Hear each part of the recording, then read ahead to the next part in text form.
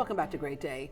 Not too long ago, if a child was abused, they would oftentimes go to a hospital to gather evidence, the police station to share what happened, and to another location to talk to a counselor. The Children's Assessment Center puts all of those critical people under one roof in a peaceful, child-friendly environment.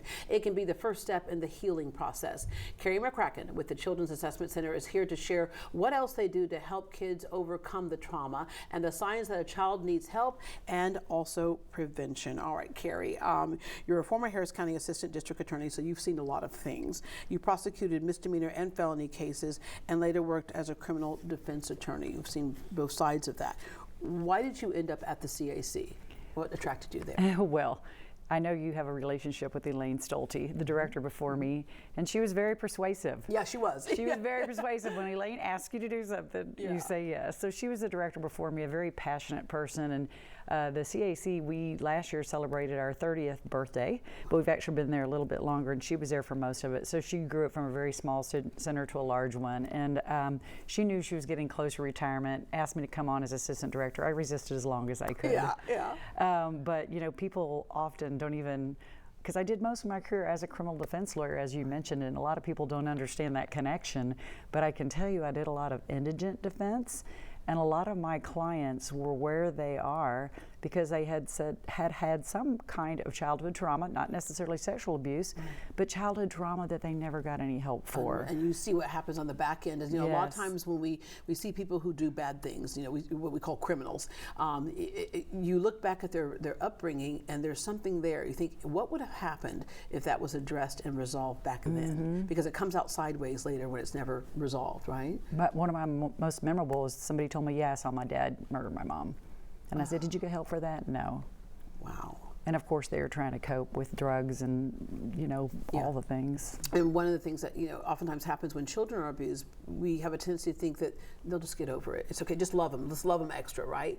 And then a lot of times with kids, they don't want to feel like they're putting pressure on the family, and they feel guilty if they do, so they act like nothing's wrong, right?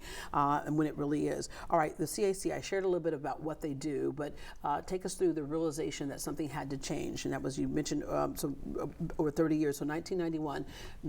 Tell us how that whole idea came together. Yeah, so there was a guy, a prosecutor in Alabama, Huntsville, Alabama, named Bud Kramer, and we kind of call him the grandfather of the movement.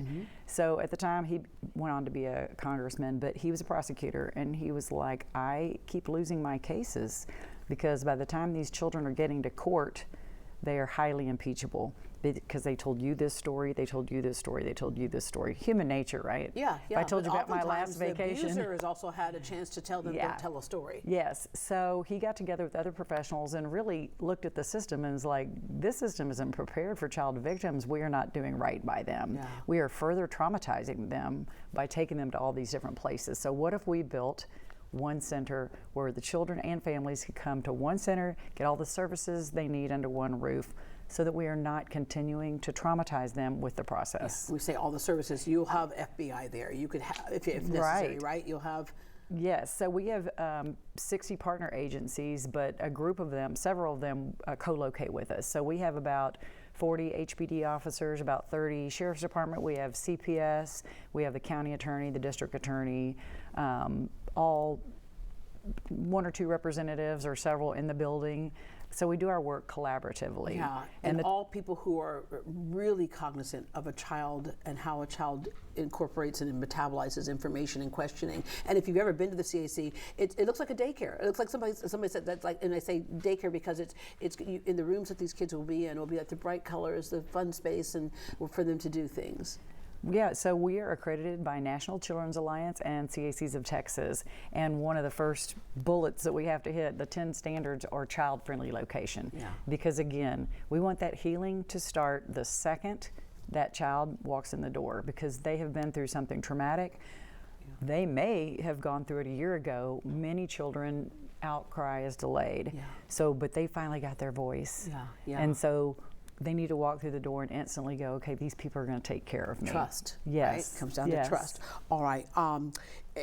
Give us the reality of the statistics, because no one likes to talk about this. And, you know, we know the whole thing about stranger danger, but it's not always such stranger danger either. But what's the reality of how many people could be abused? Well, I can tell you it's an underreported crime. A lot of people don't report, as I've kind of already mentioned, delay or don't report. One of the statistics I think people find most staggering is probably 90% of the abuser is someone the child knows. So you just mentioned that stranger danger being something that we grew up thinking about, but think about it, it's kind of a crime of opportunity. So it is often a child, someone that the child knows. Here at the CAC in Houston, we are probably the largest in the nation, maybe even in the world. And we serve all of Harris County, which is huge. So we have about almost 5,000 new cases coming in each year, and we know we are barely scratching the surface. I did a radio show years ago, and we were talking about this, and a man called in who's just bawling. And he goes, I'm a trucker, I'm 6'4", and he goes, and I'm supposed to be a tough guy. And he goes, I've never told anyone, but in the anonymity of radio, he said this explains the heavy drinking, the 5 marriages, the abusive nature of those marriages, all of that, and he finally just let it all go.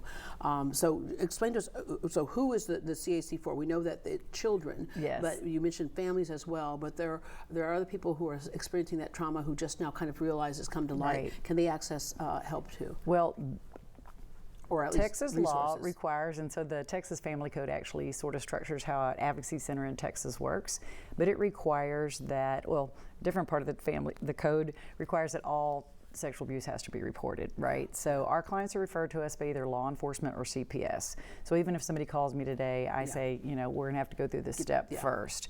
But once one of those agencies refers a case to us, we provide a forensic interview, we provide advocacy. So while that child's getting that interview, the caregiver will go with an advocate and they'll find out what else is going on, what other needs do you have, can you put food on the table tonight, let us give you an HEB gift card, you know, food card, you know, what are the other needs? And we have found that in that moment, unfortunately, a lot of times that caregiver is just now coming to terms with their own victimization because it's cyclical, right? So we offer a medical exam and then our therapy and psychological services, so our therapy piece, and then a lot of education and training.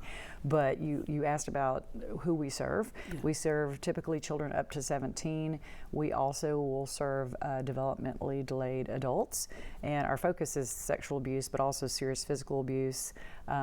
We will interview children who have witnessed a homicide or a murder. Wow. But because as you mentioned, abuse can come in different forms. It can. You mentioned that 90% know somebody it's somebody who's in their sphere. So every time school starts, there's a whole new group of people who have access to the children. So some things that you want us to keep in mind.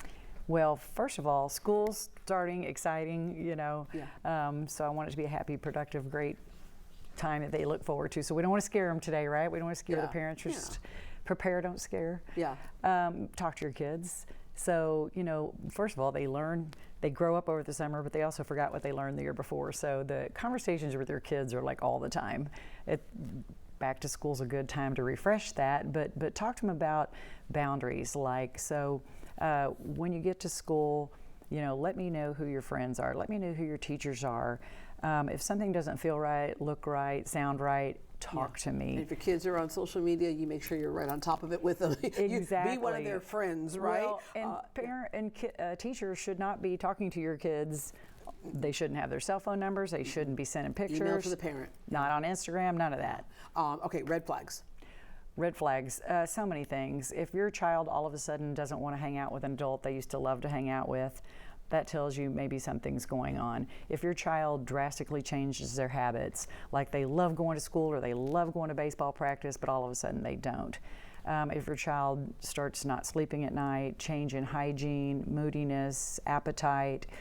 Some people say, you just described a regular teenager. But, true, but that's the thing so is, true. That's a good checkpoint to see if it's just being a regular teenager or did something change. And really probably ultimately is that open door of honest communication, of knowing that if anything bad ever happens to you, that is not judgment from us at all. You know, we're there to help protect you. And don't overreact. Yeah. You know, I love that you brought that up because any of those things could be a sign of something else. And again, we're here to just help open eyes. We're not here to scare.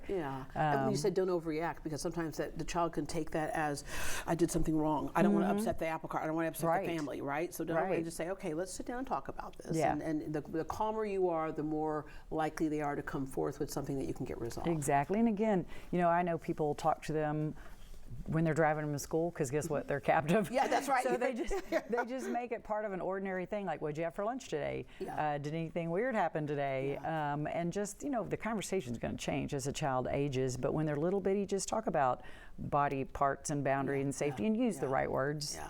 Carrie, thank you so much. Yeah, use the right words. All right, to connect with Carrie or to learn more about the Children's Assessment Center, visit their website at cachhouston.org. We need to have you back throughout the school year.